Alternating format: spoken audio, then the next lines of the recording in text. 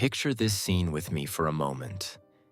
It is Sunday morning and you wake up slowly, still wrapped in the warmth of your blankets, and the very first thing you hear is the soft, rhythmic tapping of raindrops against your window. The sky outside is painted in shades of gray. The air feels heavy and cool, and the entire world beyond your walls seems to have collectively decided to slow down and breathe more quietly.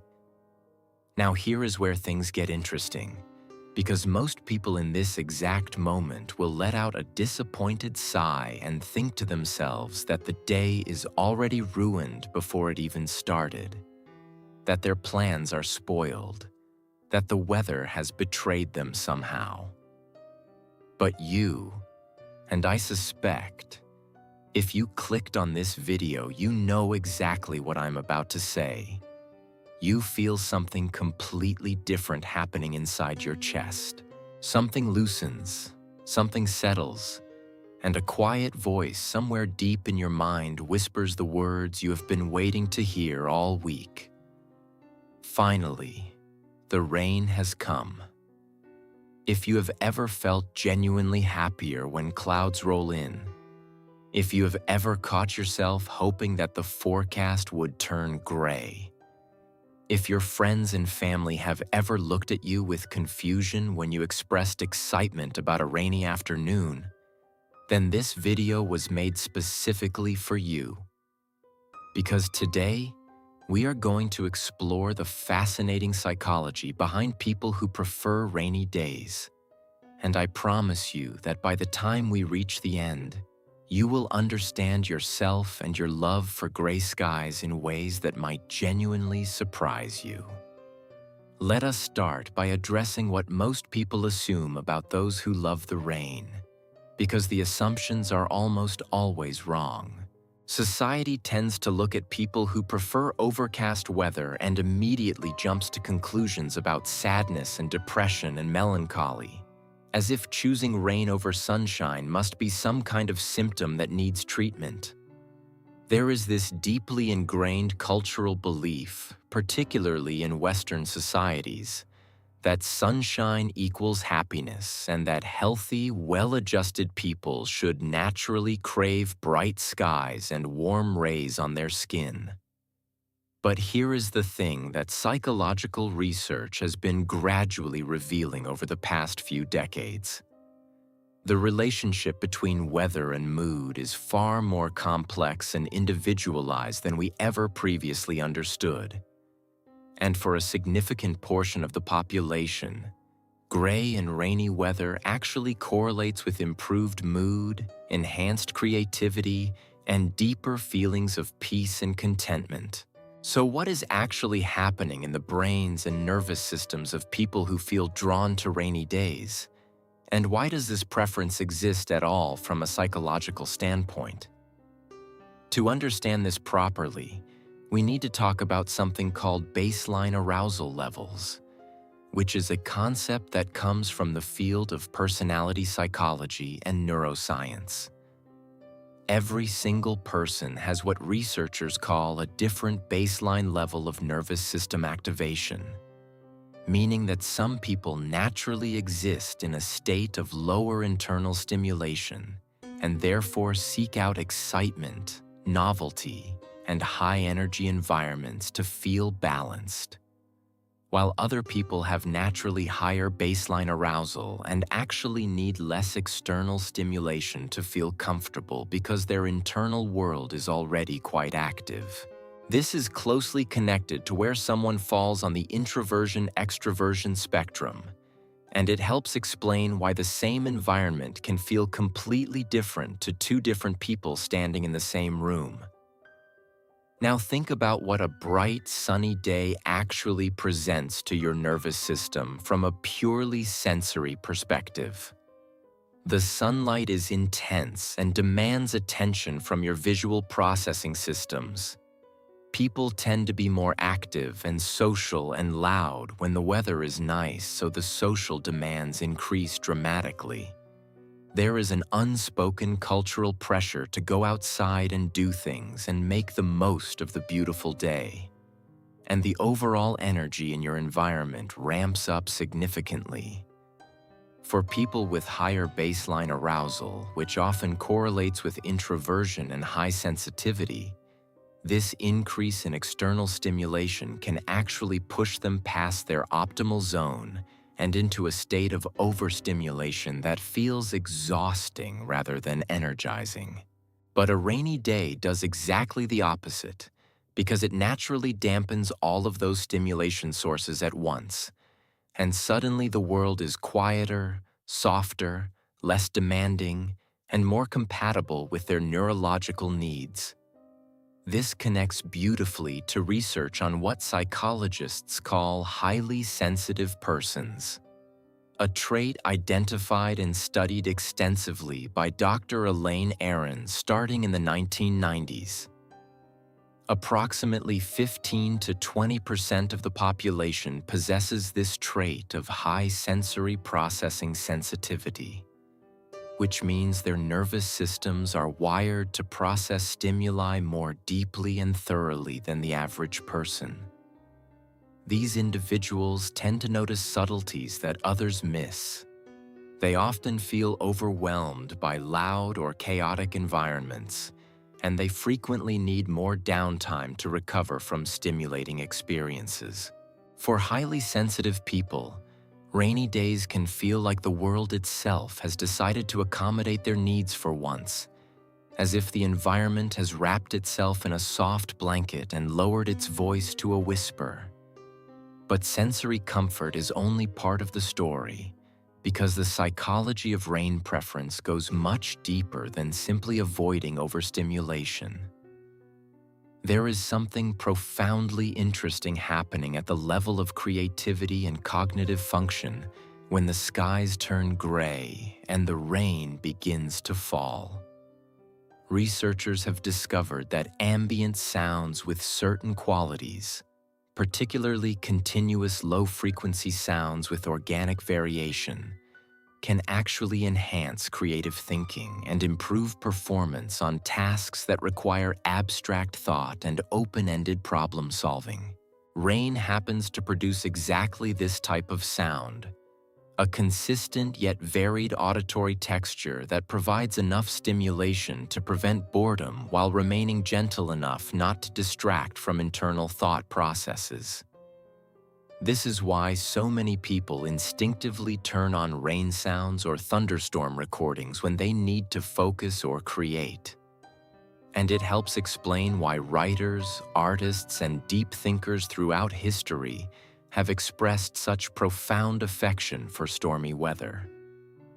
There is also a psychological phenomenon at play that researchers sometimes call the cozy factor, or what the Danish would recognize as an essential component of hygge. That untranslatable concept describing a quality of warmth, intimacy, and contentment that comes from simple pleasures enjoyed in comfortable settings. Rainy weather creates what psychologists might describe as a natural boundary between the inner world and the outer world. A soft but real barrier that gives you permission to retreat inward without guilt or social penalty. When the sun is shining and the weather is perfect, there is an implicit expectation that you should be outside doing something productive or social, and staying inside can trigger feelings of guilt or fear of missing out. But when rain falls from the sky, it grants a kind of psychological permission to stay in, to slow down, to wrap yourself in comfort and simply exist without the pressure to perform or produce or socialize. This permission structure connects to something deeper in human psychology related to our needs for rest and recovery in a world that increasingly refuses to allow for either. Modern life, particularly in achievement-oriented cultures, tends to treat rest as laziness and stillness as wasted potential, creating an environment where many people feel perpetual guilt about taking time to simply be rather than constantly do. Rainy days provide external justification for the rest that your nervous system desperately needs, but your internalized productivity guilt would never normally allow. When you stay inside reading a book while rain patters against the windows, you are not being lazy. You are simply responding appropriately to the weather. And this reframing makes the rest psychologically accessible in a way it normally might not be. Let me take you even deeper into this psychology by exploring the concept of what researchers call aesthetic chills, or frisson, which describes that pleasurable shivering sensation that some people experience in response to certain types of beauty or emotional stimulation. Studies have found that people who are more prone to experiencing aesthetic chills tend to score higher on the personality trait of openness to experience, and they often report stronger emotional responses to music, art, nature, and atmospheric phenomena like storms and rain.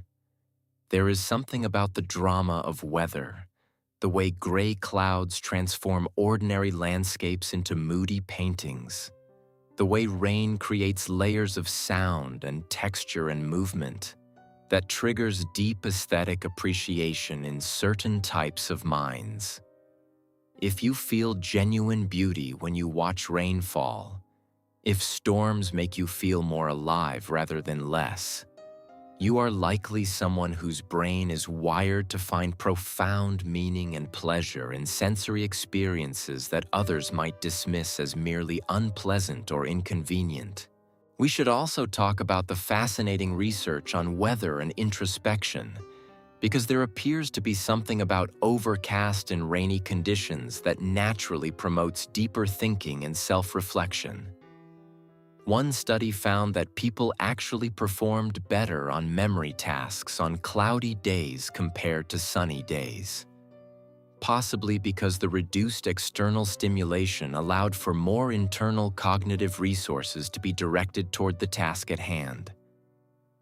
Other research has suggested that mild negative mood states, which gray weather might gently induce in some people, can actually promote more careful and analytical thinking compared to the more heuristic and superficial processing that tends to accompany very positive moods.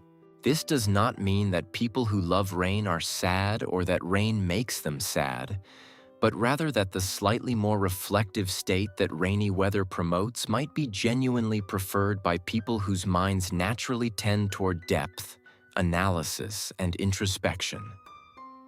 There is a beautiful concept from Japanese aesthetics called mono no aware, which roughly translates to a bittersweet awareness of the impermanence of things, a gentle sadness connected to the passing nature of beauty and time and life itself.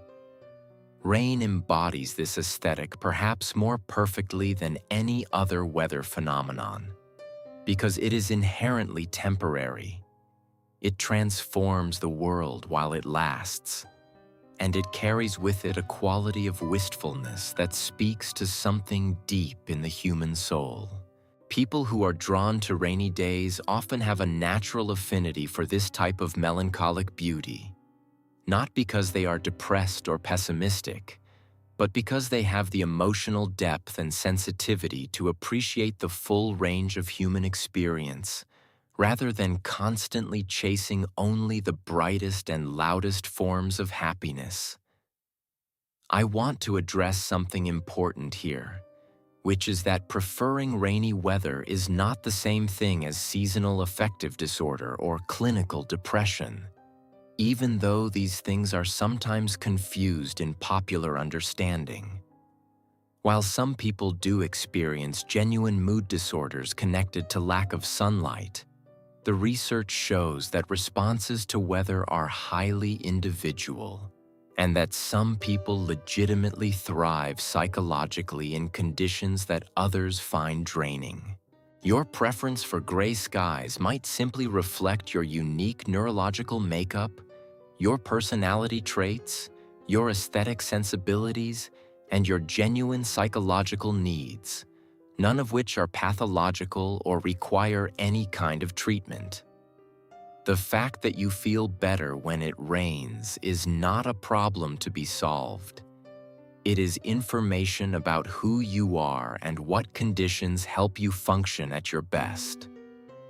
Consider for a moment the evolutionary perspective on why some humans might have developed a preference for seeking shelter and reducing activity during rainy weather.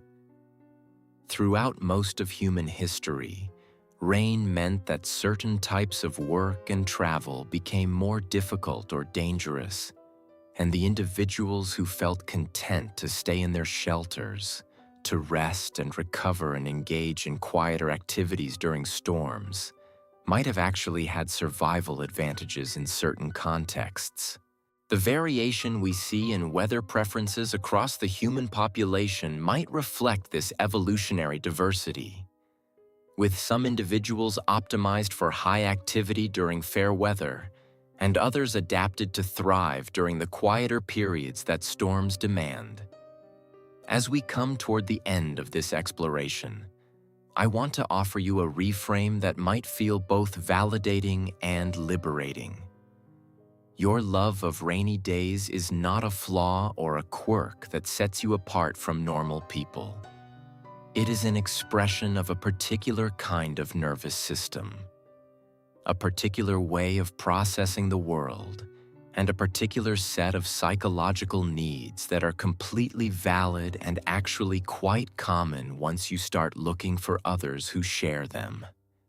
The people who prefer rain tend to be introspective and creative, sensitive and thoughtful, drawn to depth over surfaces and meaning over mere stimulation.